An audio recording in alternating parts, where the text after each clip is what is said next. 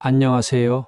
오늘은 부동산 상식 중 임차인의 상가 권리금 회수 기회에 대하여 알아보겠습니다. 상가 건물 임대차 보호법이 개정되면서 임차인의 권리금 회수 기회 보장이 명문화되었습니다. 임차인의 권리를 보장해 주려면 임대인의 권리를 없애거나 축소해야 하죠. 경우에 따라서는 임대인이 어떤 행동을 하지 못하도록 금지시키기도 해야 합니다. 임대인에게는 어떤 의무가 있는지, 임차인에게 어떤 식으로 협조해야 하는지, 어떤 금지사항이 있는지 알아보겠습니다. 먼저 간단하게 상가 권리금의 개념과 상가 건물 임대차 보호법의 권리금 보호에 대하여 알아보겠습니다. 권리금의 개념. 권리금이란 상가 건물의 임차인이 영업을 위해 투자한 비용이나 영업적 이점, 단골 고객, 입지, 시설 등에 대한 대가로 신규 임차인으로부터 받는 금전을 의미합니다. 이는 법적으로 임대인에게 귀속되지 않으며 오로지 기존 임차인과 신규 임차인 간의 거래입니다. 상가 건물 임대차 보호법상의 권리금 보호. 2015년 제정된 상가 건물 임대차 보호법이야 상임법은 임차인의 권리금 회수 기회를 보호하기 위해 관련 규정을 신설하였습니다. 주요 내용은 다음과 같습니다. 임대인의 방해 금지.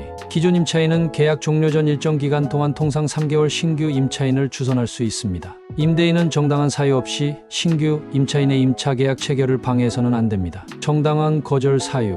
임대인이 임차인의 신규 임차인 주선을 거절할 수 있는 경우는 다음과 같습니다. 신규 임차인이 보증금 및 차임을 지급할 자력 재정 능력이 부족한 경우, 신규 임차인이 임대차 목적물을 본래 용도와 다르게 사용할 경우, 신규 임차인이 임대차 계약 조건을 준수할 의사가 없는 경우, 임대인이 직접 해당 상가를 사용하거나 기존보다 높은 가격으로 임대할 경우, 단 임대인이 직접 사용하려면 1년 이상 실제 사용해야 함. 임대인의 위반 시 손해배상 청구 가능. 임대인이 정당한 이유 없이 신규 임차인의 계약 체결을 방해하면 기존 임차인은 손해배상을 청구할 수 있습니다. 손해배상액은 신규 임차인으로부터 받을 예정이었던 권리금 상당액을 기준으로 산정됩니다. 권리금 보호 규정의 한계.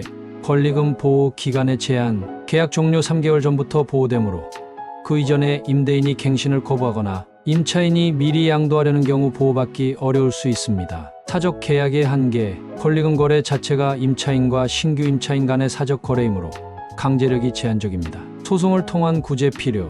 임대인이 부당하게 권리금 회수를 방해할 경우 임차인은 민사소송을 제기해야 하지만 소송 비용과 시간이 부담될 수 있습니다. 실무상 유의점. 임대차 계약 체결 시 권리금 조항 포함. 계약서에 임대인의 권리금 회수 기회 보장에 대한 조항을 포함하는 것이 중요합니다. 임대인과 사전 협의. 계약 종료 전에 임대인과 협의하여 신규 임차인 주선 가능성을 타진하는 것이 좋습니다. 정당한 사유인지 검토. 임대인이 거절할 경우 상임법이 정한 정당한 사유에 해당하는지 검토하고 필요시 법률 전문가의 도움을 받는 것이 필요합니다.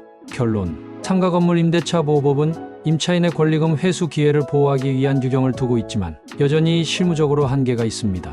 따라서 계약 체결 단계부터 권리금 회수와 관련된 사항을 고려하고 임대인과 원활한 협의를 통해 분쟁을 예방하는 것이 중요합니다.